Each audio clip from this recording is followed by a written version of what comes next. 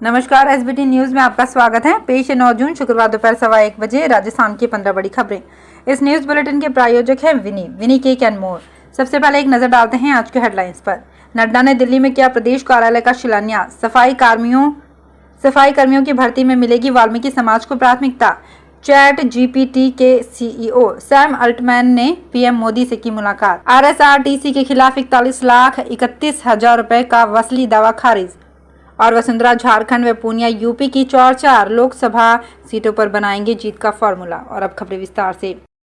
भाजपा अध्यक्ष जेपी नड्डा ने शुक्रवार सुबह 9:15 पर पॉकेट 5 स्थित दीनदयाल उपाध्याय मार्ग पर बनने वाले नए प्रदेश कार्यालय का शिलान्यास किया। नड्डा ने भूमि पूजन कर दिल्ली भाजपा के बनने वाले नए कार्यालय की नींव रखी। इस मौके पर दिल्ली भाजपा के अध्यक्ष वीरेंद्र सचदेवा और दिल्ली विधानसभा में विपक्ष के नेता रामवीर सिंह बिधुड़ी समेत भाजपा के कई नेता भी मौजूद रहे। राजस्थान सरकार ने सफाई कर्मचारियों की भर्ती के लिए राजस्थान नगरपालिका नियम में संशोधन किया है। सफाई कर्मचारियों की भर्ती में राज्य सरकार वाल्मीकि समाज को प्राथमिकता देगी। राज्य सरकार ने प्रदेश के 176 नगरीय निकायों में सफाई कर्मचारियों के 13,184 रिक्त पदों पर सीधी भर्ती के लिए राजस्थान नगरपालिका नियम 2012 में संशोधन किया है। स्वायत्त शासन विभाग इसकी अधिसूचना जारी कर दी है।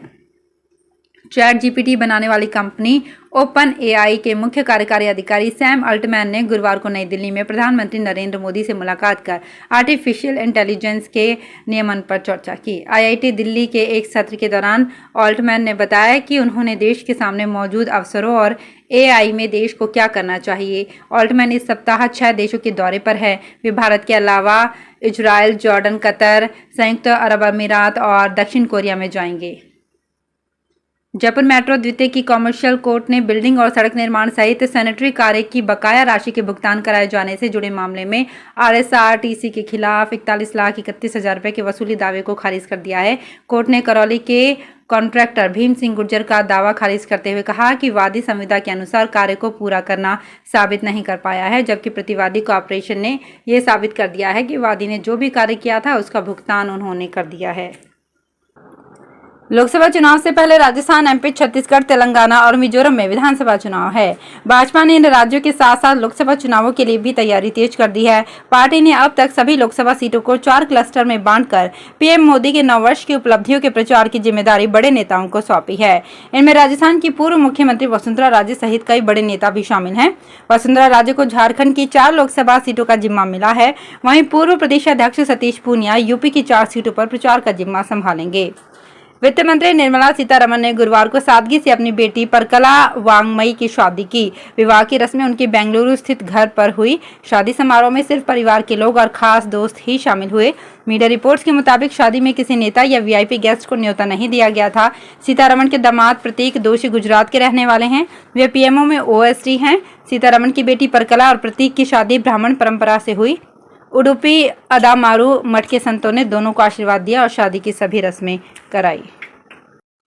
पीएम नरेंद्र मोदी 21 से 24 जून की अमेरिकी यात्रा के दौरान 23 जून को वाशिंगटन में भारतीय अमेरिकियों को संबोधित करेंगे। भारतीय अमेरिकी समुदाय के नेता डॉक्टर भारत बरई ने कहा, पीएम मोदी प्रतिष्ठित Ronald Reagan building and international trade centre में 23 जून की शाम को भारतीय प्रवासियों को संबोधित करेंगे।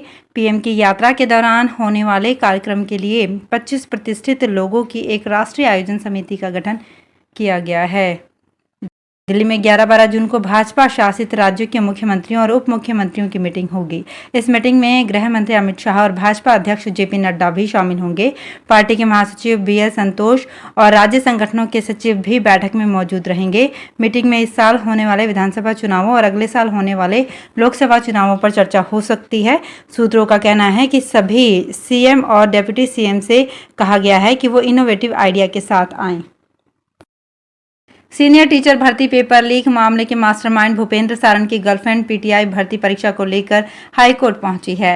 सिलेक्शन के बावजूद नियुक्ति रद्द करने से नाराज प्रियंका बिश्नोई ने राजस्थान कर्मचारी चयन बोर्ड के खिलाफ याचिका लगाई है। इसमें कहा है कि उन पर पेपर लीक का कोई भी आरोप नहीं लगा है। पीटीआई भर्ती परीक्षा का ना तो पेपर लीक हुआ और ना ही कोई एफआईआर दर्ज हुई है। ऐसे में किसी आरोपी से दोस्ती के आधार पर मेरे सिलेक्शन को रद्द करना पूरी तरह से गलत है। कर्मचारी चयन बोर्ड ने तो इस मामले पर मेरा पक्ष तक जानने की कोशिश नहीं की, जो आम छात्र के अधिकारों की अवहेलना है। राजस्थान रोडवेज के बेड़े में नई बसों को शामिल करने की प्रक्रिया झुंझुनू में खटाई में पड़ती नजर आ रही है। रोडवेज प्रशासन ने 590 नई बसों की खरीद के टेंडर निरस्त कर दिए हैं। ऐसे में फिलहाल यात्रियों को पुरानी और खटारा बसों में ही सफर करना पड़ेगा। झुंझुनू को भी 12 नई बसें मिलने वाली थी, लेकिन अब नहीं मिलेगी। झुंझुनू आगार में सैकड़ों ऐसी बसें हैं जो कि अपने निर्धारित 10 लाख किलोमीटर पूरे कर चुकी है और कंडम हो चुकी है, लेकिन बसों के अभाव में इन खटारा बसों को रूट पर चलाया जा रहा है। बीसलपुर लाइन के लीकेज को ठीक करने के लिए सोमवार सुबह 9 बजे से बुधवार 11 बजे तक के लिए गए शटडाउन का असर जयपुर शहर में तीसरे दिन गुरुवार को भी देखने को मिला। पीएचईडी के अधिकारियों ने दावा किया था कि शहर में सुबह से पेयजल सप्लाई सुचारू रहेगी, लेकिन सांगानेर, मानसरोवर, सिविल लाइन, मानसिंहपुरा, गोपालपुरा, जवाहर नगर, सोडाला सहित कई इलाकों में पानी नहीं आया। कॉलोनियों में सरकारी टैंकर भी नहीं पहुंचे तो लोगों ने मजबूरी में महंगे दामों पर प्राइवेट टैंकर से पानी डलवाया। जयपुर स्थित मानसरोवर में 60 दिन से गांधीवादी तरीके से आंदोलन कर रहे मंत्रालय कर्मचारी मांगे नहीं मानने पर उग्र हो गए। कर्मचारी महापड़ाव से रैली के रूप में धारा 144 तोड़कर सिविल लाइन क्षेत्र में घुस गए। यहां से जलदाय मंत्री महेश जोशी और आरटीडीसी चेयरमैन धर्मेंद्र राठौड़ के आवास पर पहुंचे और नारेबाजी की। दोनों नेताओं को आधा घंटे तक घर से नहीं निकलने दिया गया। इस बीच पहुंची पुलिस से मंत्रालय कर्मचारियों की हाथापाई हो गई। पुलिस ने कर्मचारियों को बसों में बिठाकर विद्याधर नगर थाना ले जाकर छोड़ा। उत्तर प्रदेश के दौरे पर आए कांग्रेस प्रभारी सुखजिंदर सिंह रंधावा से महासंघ के प्रदेश अध्यक्ष राज सिंह चौधरी ने सर्किट हाउस में मुलाकात की और मांग पत्र सौंपा।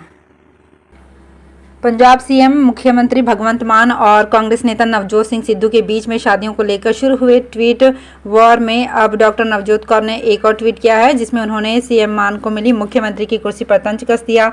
डॉक्टर नवजोत कौर के अनुसार ये कुर्सी सीएम मान को नवजोत सिंह सिद्धू के कारण मिली है। इस ट्वीट में डॉक्टर नवजोत ने विधानसभा चुनाव 2022 से पहले नवजोत सिंह सिद्धू की दिल्ली के सीएम और आप सुप्रीमो अरविंद केजरीवाल से उनकी मुलाकातों का जिक्र भी किया है। बीकानेर नगर निगम आयुक्त ने सालों से एक ही सीट पर जमे बाबुओं की सीट बदल दी है। आयुक्त ने गुरुवार को 18 कार्मिकों का स्थानांतरण किया। इसमें ऐसे बाबुओं को हटाया जो सालों से एक ही सीट पर जमे हुए थे। बदले गए कार्मिकों में मनोज बरासा को भूमि पश्चिम अनुभाग की जिम्मेदारी, उमेश शर्मा स्थापना प्रशासन आरटीआई समेत अन्य कार्य, विनोद व्यास को इंदिरा रसोई व स्वच्छ भारत मिशन, गोपाल किराडू को स्वास्थ्य अनुभाग, अनिल पंडित को गंगा शहर भूमि अनुभाग व इजाजत तामीर, श्रवण सिंह सांखरा को अतिक्रमण संबंधी काम सौंपा गया है। इसी तरह अन्य कार्मिकों की जिम्मेदारी भी बदली गई है। कैबिनेट मंत्री महेश जोशी के नाम से एक पार्षद को निगम चेयरमैन बनाने का झांसा देकर 50 लाख रुपए ठगी का मामला सामने आया है। इस संबंध में झोटवाड़ा थाने में रिपोर्ट दर्ज करवाई गई। फतेहपुर सीकर के विकायत हुसैन ने रिपोर्ट देकर बताया कि वो झोटवाड़ा स्थित 200 फीट बाईपास पर परिवार सहित रहते हैं। उनकी पारिवारिक दोस्त सिराज के भाई की जयपुर चुंगी नाका दिल्ली रोड पर दरगाह है। उस दरगाह की कमेटी के मसले को लेकर साल 2019 में सिराज ने नितिन शर्मा नाम के व्यक्ति से मिलने भेजा था। वो कैबिनेट मंत्री महेश जोशी को नितिन शर्मा अपना समधी बताता था। उसने चेयरमैन बनाने के नाम पर 50 लाख रुपए ठग लिए। तो फिलहाल इस बुलेटिन में इतना ही। फिर हाजिर होंगे कुछ और बड़ी खबरों के साथ।